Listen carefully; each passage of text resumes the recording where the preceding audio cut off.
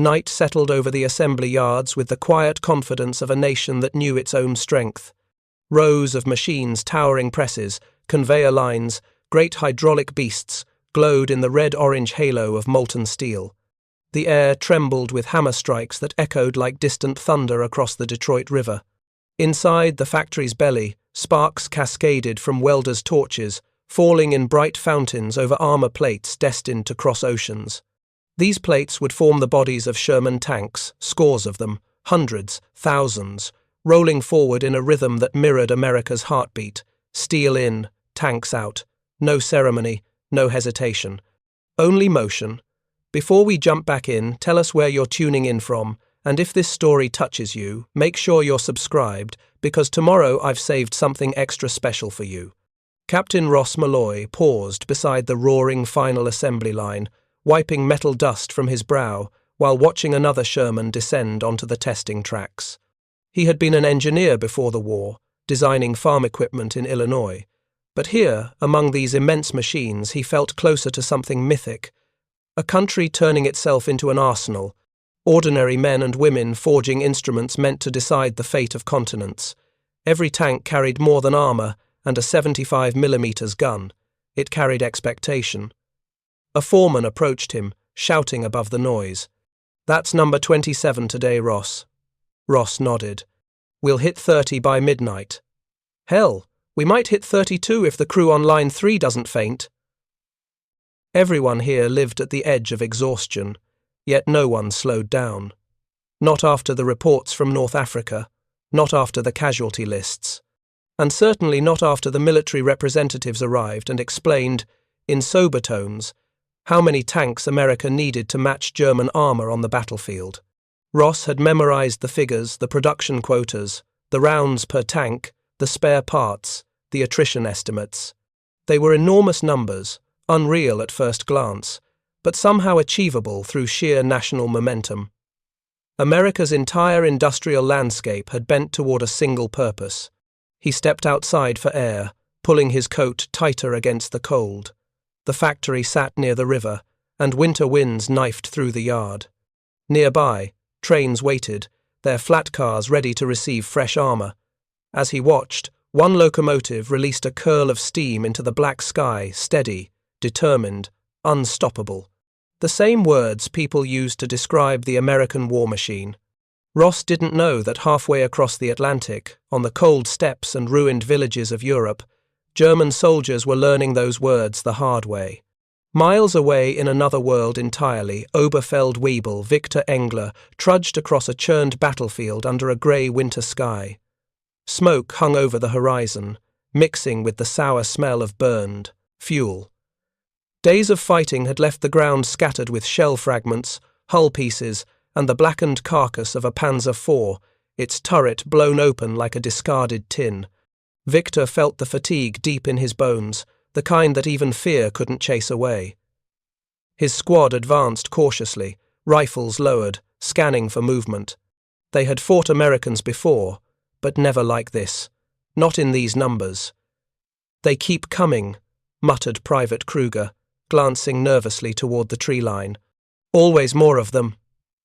Victor only grunted. He had no answers. During the night, American armor had struck their flank with a wave of Sherman's, scores of them, rolling forward in a formation that seemed impossibly vast. German anti-tank guns fired until their barrels glowed, but for every Sherman knocked out, 3 more pushed forward.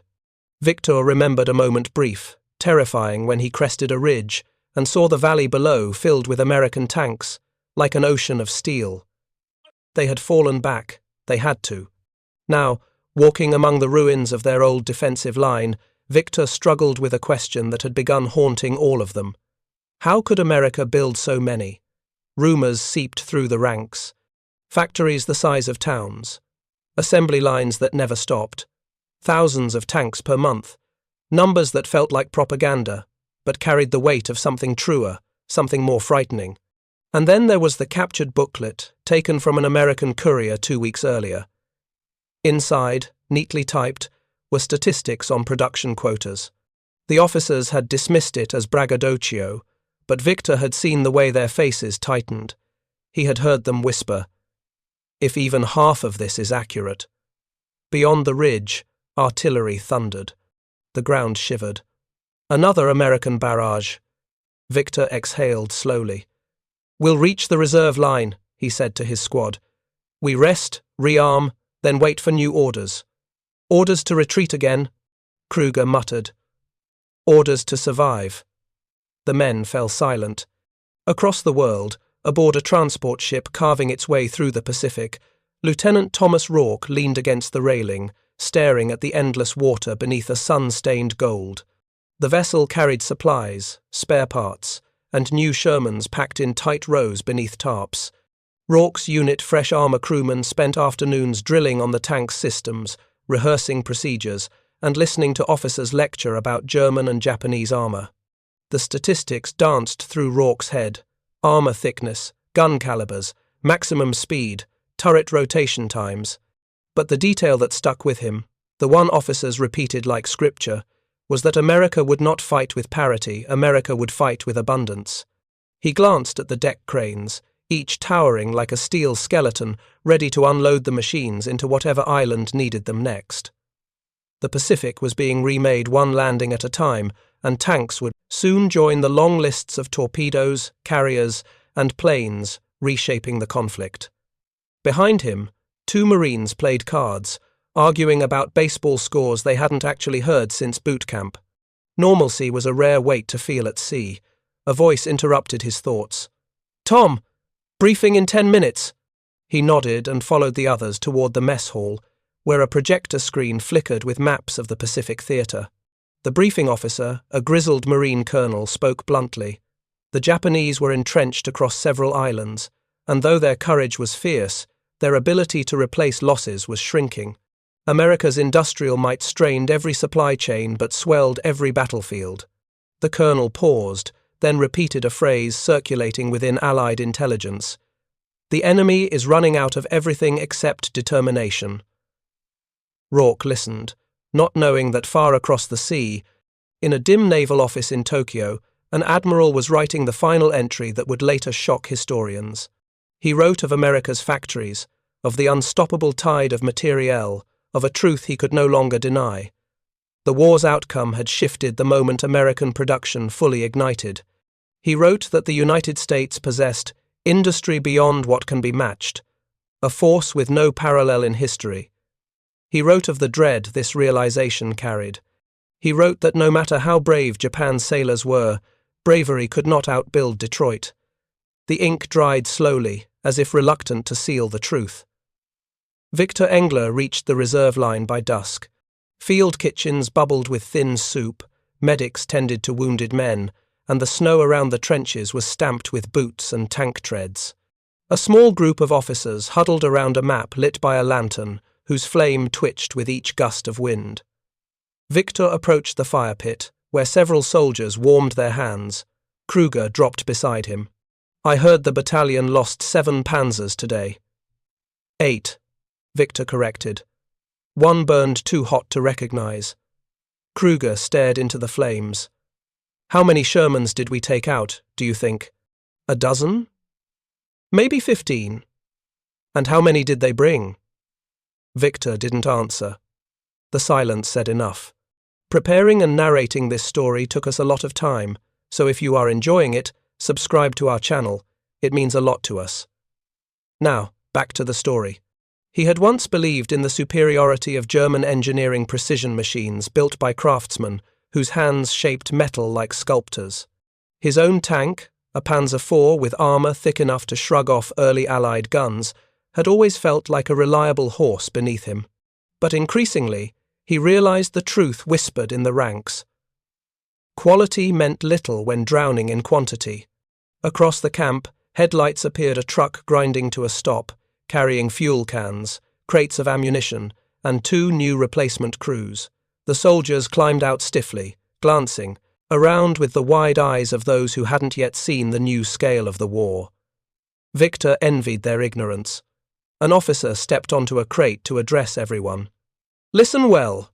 A new American assault is expected within 48 hours. They're probing our lines with armor and infantry. We'll rotate positions tonight. Rest while you can." A murmur spread through the men. More fighting, more tanks, more Shermans. Victor closed his eyes for a moment. A memory surfaced of a mechanical shape descending onto a ridge earlier that day. It wasn't the first Sherman he had seen, but something about that moment stuck. The tank had crested the hill in the morning fog, sunlight glinting off its rounded armour. Behind it, 4 more emerged. Then 5. Then 10. He'd watched in stunned silence as they fanned out like a steel tide. The enemy gunners returned fire instantly. The rest happened too fast. Smoke, shouts, the snap of armour-piercing shells, the shriek of engines reversing in panic. He felt again the tremor in the earth. The way those tanks rolled without hesitation, like machines built not for heroism but for inevitability. On the ship in the Pacific, Rourke stood among the tanks stored in the lower deck. The overhead bulbs buzzed faintly, casting long shadows across the Sherman hulls. Each one bore stenciled numbers and chalk markings from the factory workers who had assembled them. Some marks were small signatures, "Good luck, boys," others were inspection codes. Sometimes Rourke traced them with his fingers, wondering about the workers, who they were, where they lived, whether they thought about the men who would drive these machines into battle. He climbed onto one Sherman, sliding into the gunner's seat. The familiar feel of levers and sights calmed him. He knew every bolt, every latch, every mechanical quirk of the turret. The tank was not elegant, nothing like the sleek designs of German armour, but it was sturdy, reliable, and, most importantly, replaceable. America could build more, always more. That fact alone made the Shermans seem larger than their physical size. The ship rolled gently, and Rourke imagined the moment when they would hit the beach. He pictured palm trees shattered by naval bombardment, the crack of rifle fire, the sudden bloom of tracer rounds. He pictured his tank advancing through the sand, its tracks biting deep, while Marines followed in its wake. Fear flickered inside him, but so did purpose. Above deck, sailors shouted another drill, another reminder that the war was moving closer. Night deepened over Europe as Victor's unit prepared to move. The stars hid behind clouds, leaving the land in near-total darkness. Engines coughed to life. Officers whispered coordinates. Boots crunched on snow. Everything felt colder at the front, sharper, like the air itself carried the promise of violence. Victor climbed into the back of a transport half-track, pulling his coat tighter. He thought of home of carved wooden eaves on Bavarian houses, of warm bread baking in his mother's kitchen, of a life that felt impossibly distant now. The war had pulled him across countries, through battles that left stains on his memory he knew would never fade. The half-track lurched forward. The road ahead was narrow, bordered by skeletal trees stripped bare by winter.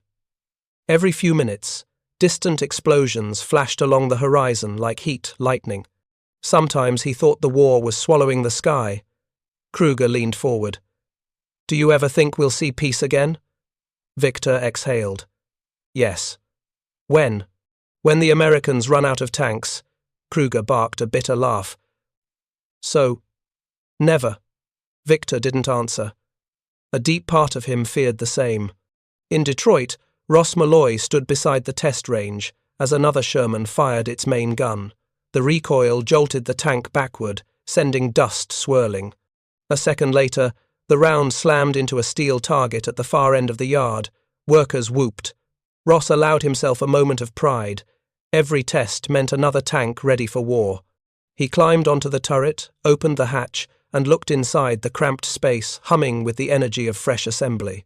This machine, like thousands before it, would soon travel by rail to a port, then by ship to a battlefield, where men like Rourke would rely on it, and men like Victor would fear it. Ross didn't consider himself a soldier, but he understood the weight of what he built. These tanks were not just tools, they were answers. Answers to every desperate telegram from the front. Answers to German armour superiority. Answers to the doubts of allies and the threats of enemies. Answers forged from steel and urgency. He glanced at the massive calendar, pinned to the wall of the operations, shack full of production targets, scribbled in red ink. They were numbers that would terrify anyone unfamiliar with America's hunger for scale. Ross headed back inside the factory. More tanks waited. More workers needed direction. More steel needed bending. The night was far from over, and the war still had oceans left to cross. Dawn arrived reluctantly on the European front, dragging a pale grey light across the battered countryside. Frost coated the ruined farmhouses, glinting faintly between the drifting columns of smoke that marked yesterday's fighting. Victor Engler awoke to the distant rumble of engines, heavy ones, and an icy warning slid through his veins before his conscious mind had fully returned. He pushed himself upright in the trench, fingers stiff with cold, and listened more carefully. The engines were numerous, dozens, maybe more. Kruger stirred beside him. "Is it them again?" he asked, voice thick with sleep and dread. Victor didn't need to answer. A sound like that belonged to only one thing now: American armor massing for another push. Around them, other soldiers rose from their bedrolls, rubbing their hands, tightening straps, checking rifles whose barrels steamed faintly in the morning chill. Officers hurried along the trench line, issuing clipped orders. Machine gun crews dragged their weapons into place. Mortar teams unpacked crates. The ritual of survival had begun again.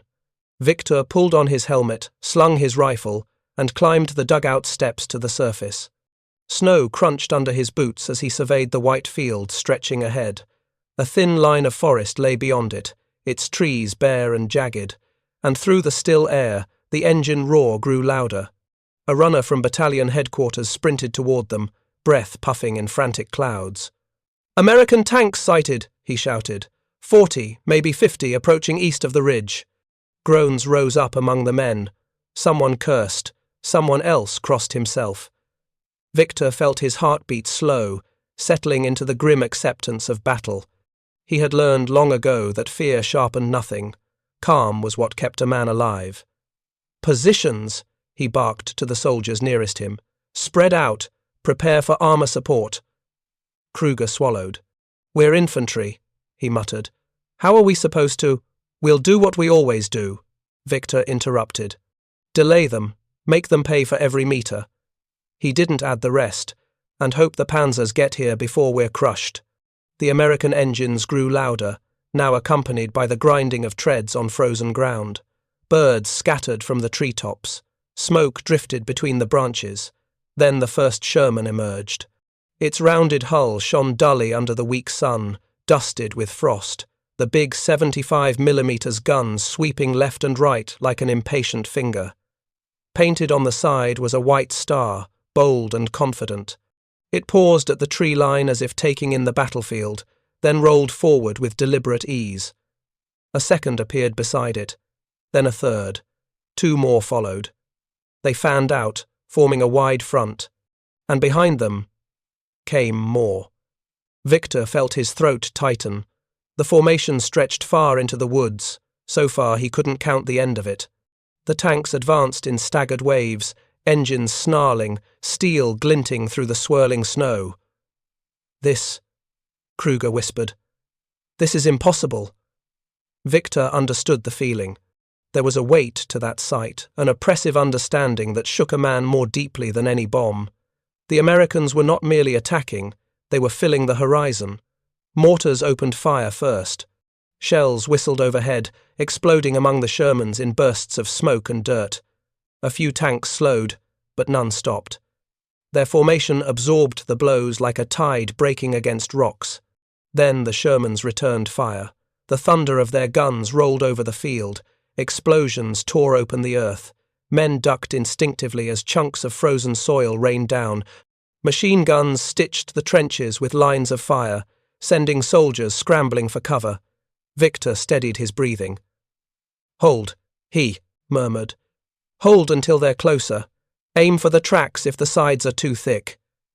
Kruger nodded, but his hands shook as he loaded his rifle. The first wave drew nearer. Victor aimed, waited, exhaled, then fired.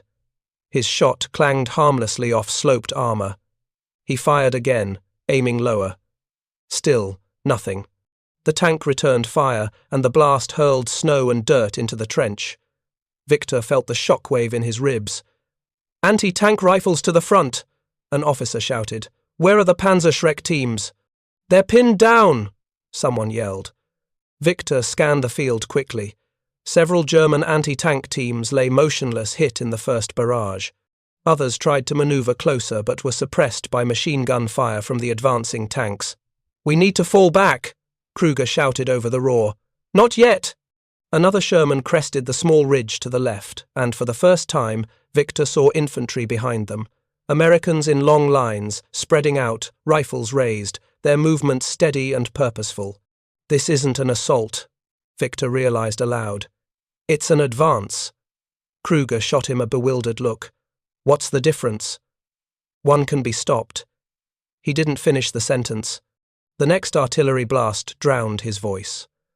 Across the ocean, on a Pacific staging island where jungle humidity clung to everything like damp cloth, Thomas Rourke watched his Sherman being unloaded from the ship.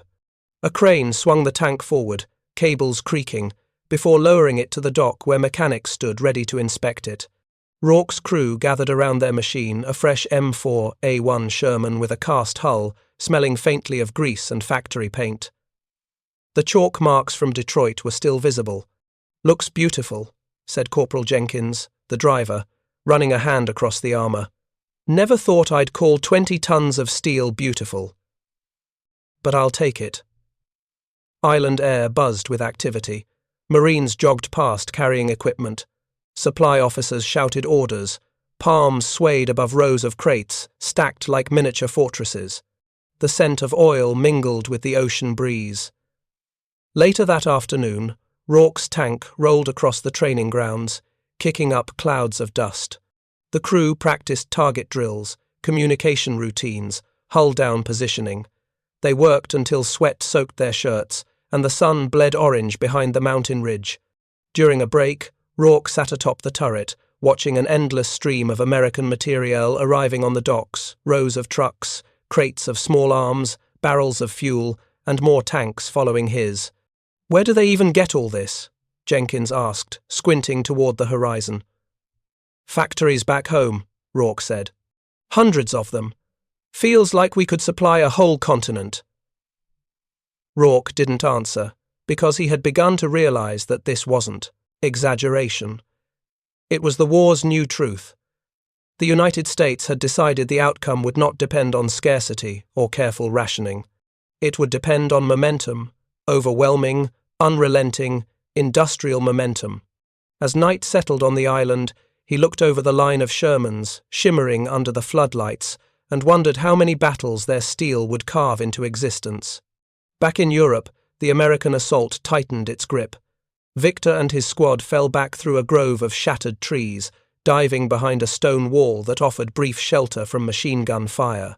The tanks rolled steadily across the field behind them, indifferent to the chaos they created.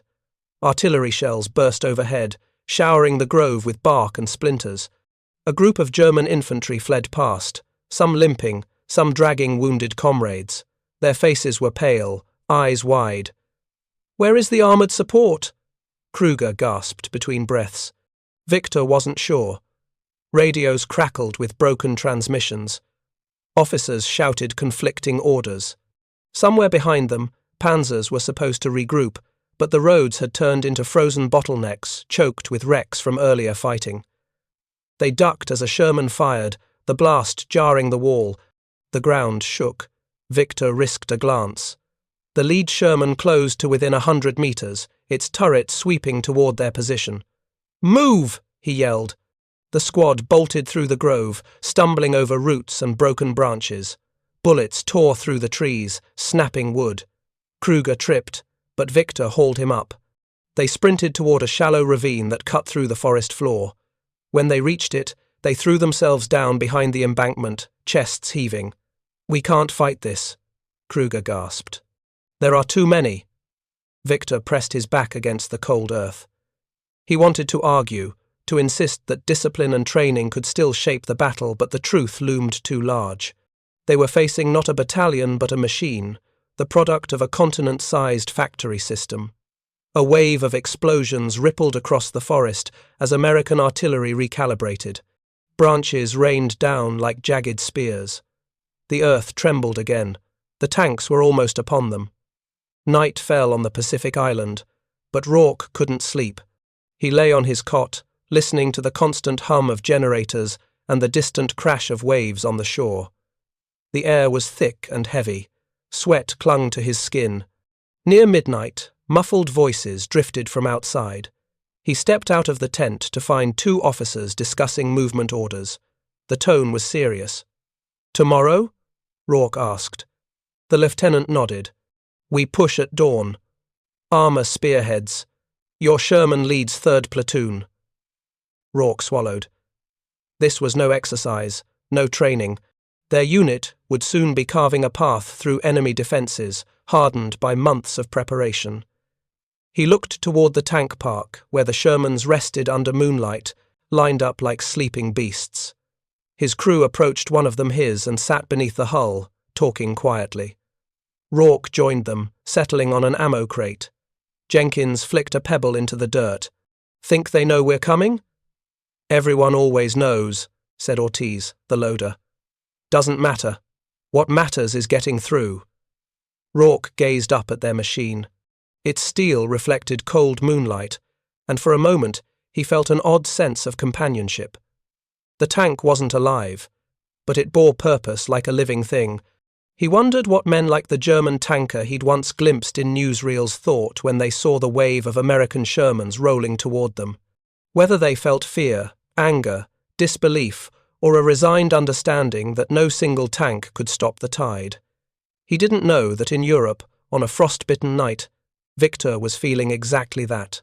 The European sky turned dark and bruised as Victor's unit regrouped at a crossroads lit only by burning vehicles.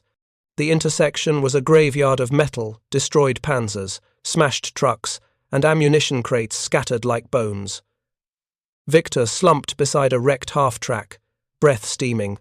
Kruger collapsed next to him, clutching his side. "Are we the last?" Kruger whispered. "No," Victor said, though he wasn't sure. "There will be others. There always are."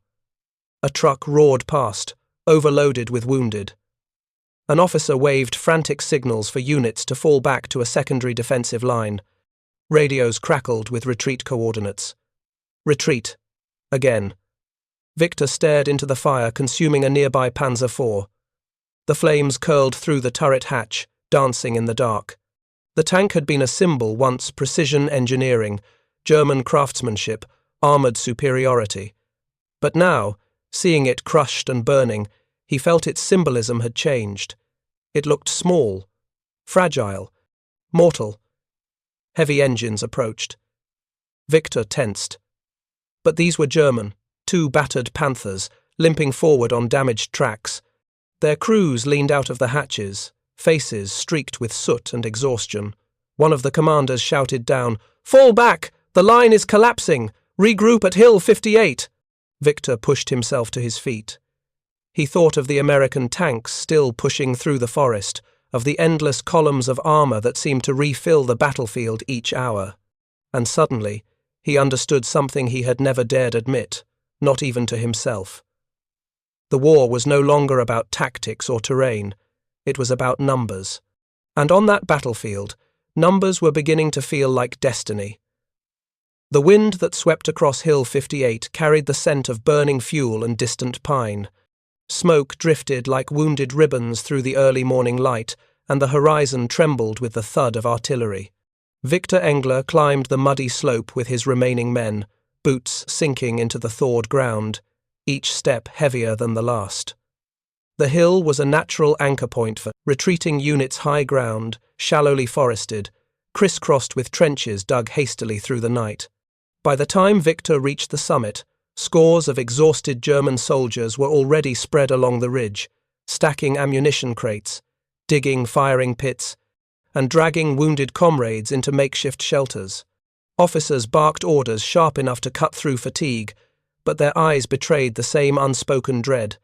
Another American advance was coming, and coming soon. Victor scanned the valley below. Snow-laced fields stretched outward, broken by scorched trees and the skeletal remains of barns flattened by artillery. And there, across the white expanse movement, not close yet, but unmistakable, American infantry columns shifted through the tree line like dark threads stitching their way forward, and beyond them, shapes loomed boxy, broad-shouldered silhouettes inching through the mist. Shermans. Dozens. Maybe more. Victor closed his eyes briefly, forcing air into his lungs. He adjusted his rifle sling and stepped toward a group of soldiers huddled behind a cluster of rocks. Kruger followed, limping slightly but determined. The men looked up as Victor approached, their expressions a mix of respect and desperation. "What's the situation?" Victor asked one of them, a young corporal with frost-nipped ears. "Two panthers positioned behind the tree line," the corporal replied. "A Pak 40 anti-tank gun facing the south slope. That's all we have for armor." "And the Americans?" "Too many to count. Tanks, infantry, artillery moving into position. Looks like they're preparing to take this hill before noon." Victor nodded grimly. "Then we hold until noon." Kruger gave him a hollow stare. "You think that's possible?" Victor didn't answer. He didn't dare lie, not now. The first American shells landed minutes later. The explosion rocked the top of the hill, sending fountains of dirt skyward. Men hit the ground instinctively. Another blast followed, closer, then another. The barrage grew into a steady drumbeat, churning the earth, ripping apart their fragile defences. The Pak 40 crew scrambled to adjust their aim as their gun carriage trembled under the concussions. "Artillery's softening us for a push," someone shouted. Victor pressed himself against the frozen earth, teeth clenched. The air filled with the roar of incoming shells, the crack of splintering wood, the cries of wounded men. Snow vaporized into mist under the heat of explosions. Then, as abruptly as it began, the shelling stopped. A silence followed sharp, unnatural, stretched thin like wire. Kruger lifted his head. "They're coming." The ground began to vibrate. Rhythmic, mechanical, treads. Victor crawled to the ridge's edge and peeked over. Through drifting smoke, a formation of Shermans advanced in a wide line, their hulls steady despite the cratered terrain. Sunlight glimmered off their armor. Infantry followed, closely behind, rifles at the ready, moving with the determination of men who knew reinforcements trailed only hours behind them. A shout tore across the German line. "Prepare to fire!" The Pak 40 discharged with a thunderous crack. Its shell streaked across the valley and slammed into the lead Sherman. The tank jolted, smoke bursting from its hull, but it didn't stop. It merely slowed, corrected its course, and kept advancing. Kruger inhaled sharply. "That should have killed it." "Hit the tracks next time," Victor yelled. The Pak crew reloaded frantically, but American tanks had already begun returning fire. A shell struck the ridge, disintegrating a section of trench. Men were thrown into the air like rag dolls. One of the Panthers fired from its concealed position. Its shot hit a Sherman squarely, blowing its turret sideways in a violent plume of fire. A cheer rose from the German line. But the Panthers were too few, and the Shermans were too many.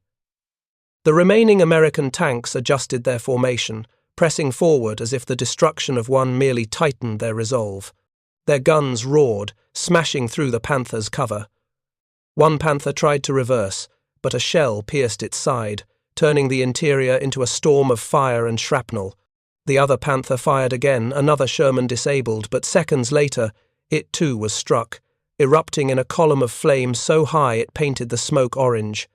Victor ducked as a burst of machine gun fire ripped across the ridge, chewing through sandbags and splintering the rocks inches above his head.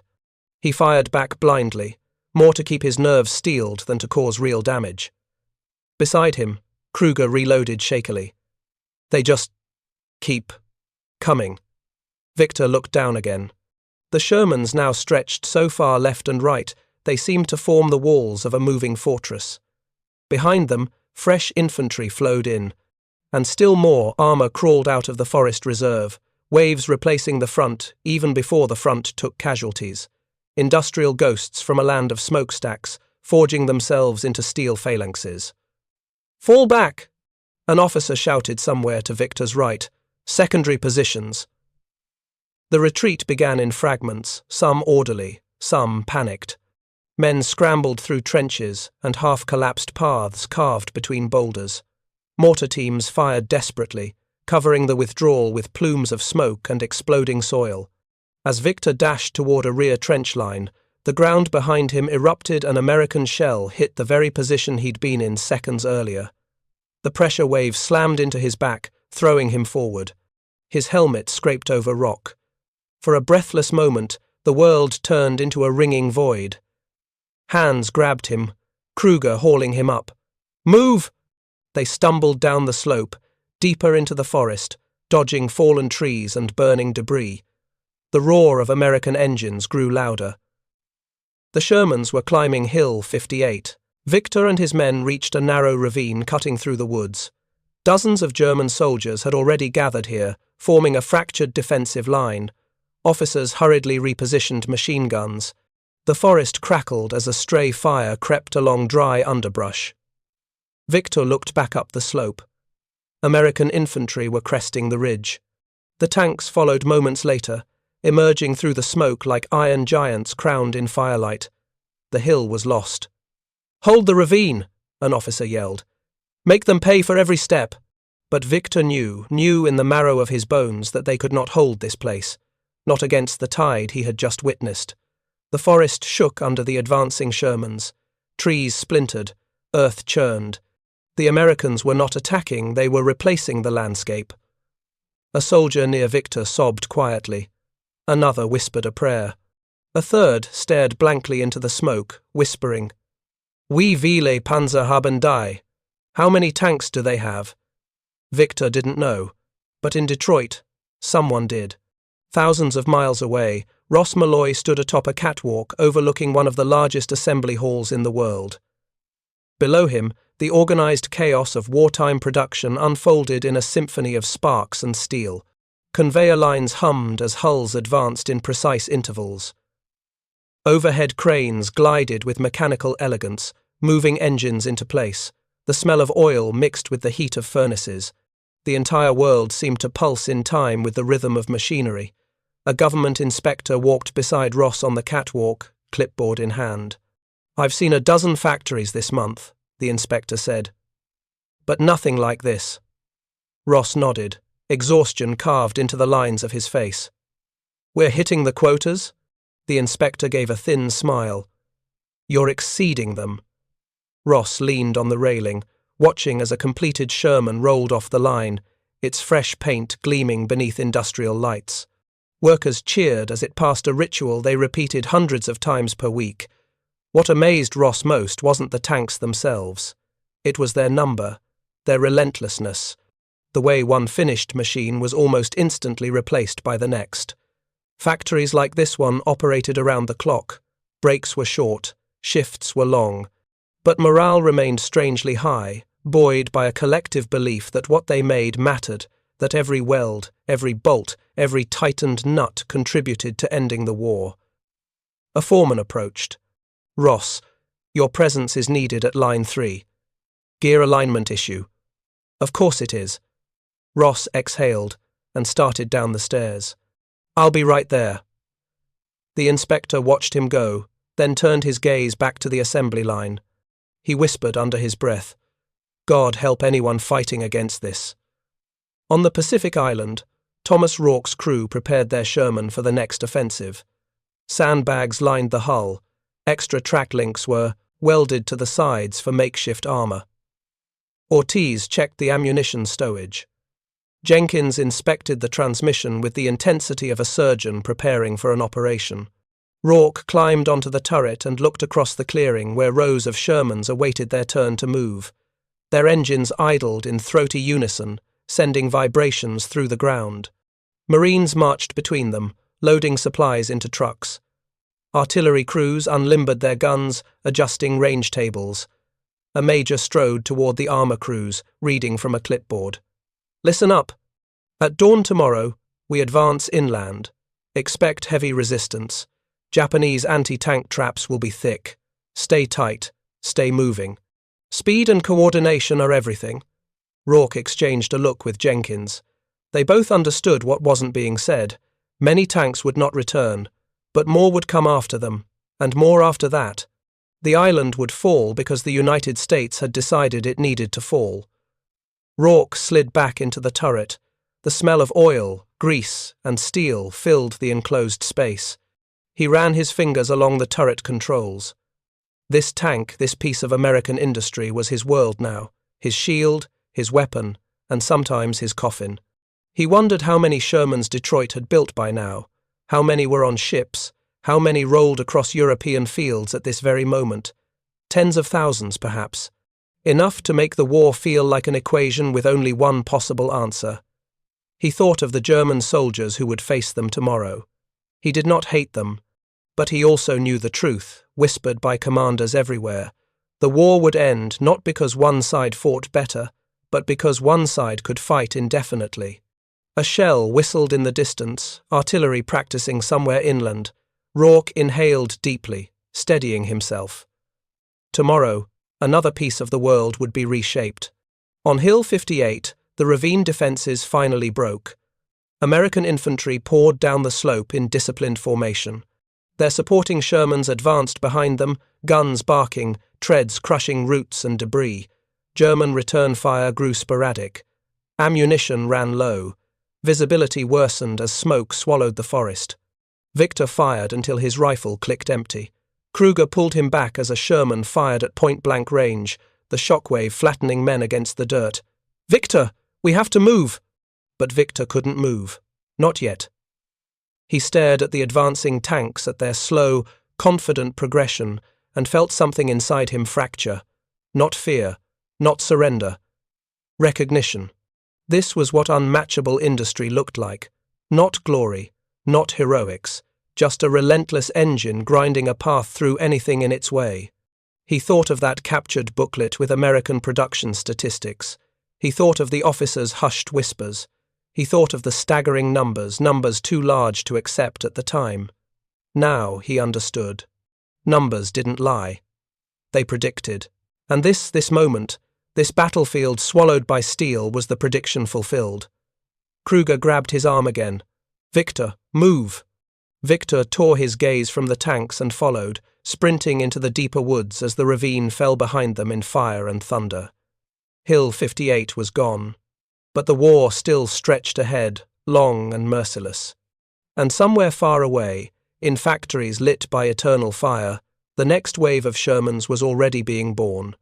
Night swallowed the forest as Victor and Kruger stumbled deeper into its thickets, the remnants of Hill 58 burning behind them like a dying star. The distant thunder of American artillery rolled through the branches, each concussion a reminder that the front was no longer a line, it was a tide, pushing relentlessly eastward. They joined a scattered stream of retreating soldiers moving along a narrow logging trail. Some limped, some carried wounded comrades, and many stared blankly ahead, faces hollow in the moonlight. Snow fell in thin, ghostly flakes, melting instantly on their overheated skin. An officer rode up on a motorcycle with a sputtering engine. "Command post is 5 kilometers ahead," he shouted over the noise.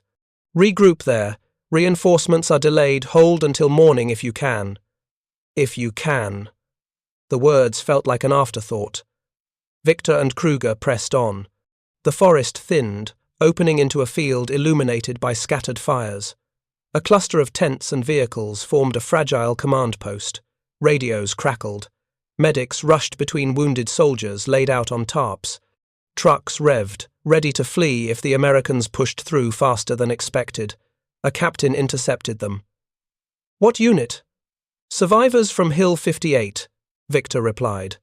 The captain paused just long enough for the truth to sink in. "Then you've seen what's coming," Victor nodded. "Too many tanks. Too many everything." The captain looked away, jaw tight.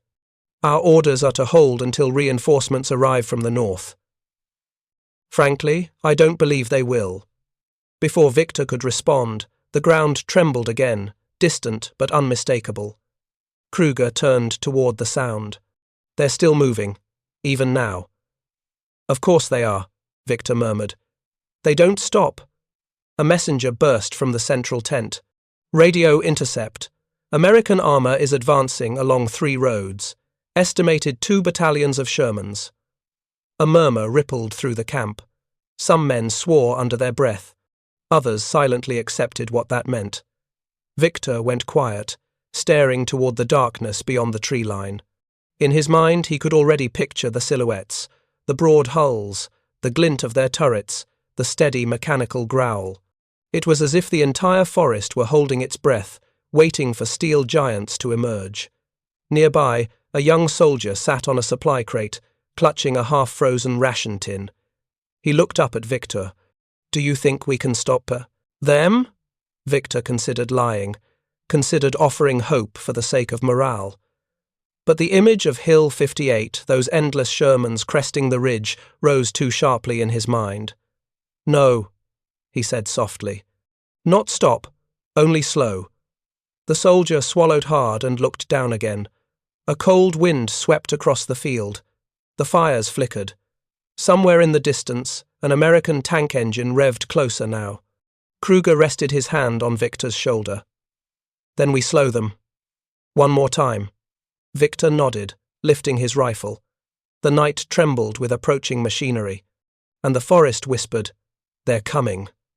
Up next, you've got 2 more standout stories right on your screen. If this one hit the mark, you won't want to pass these up.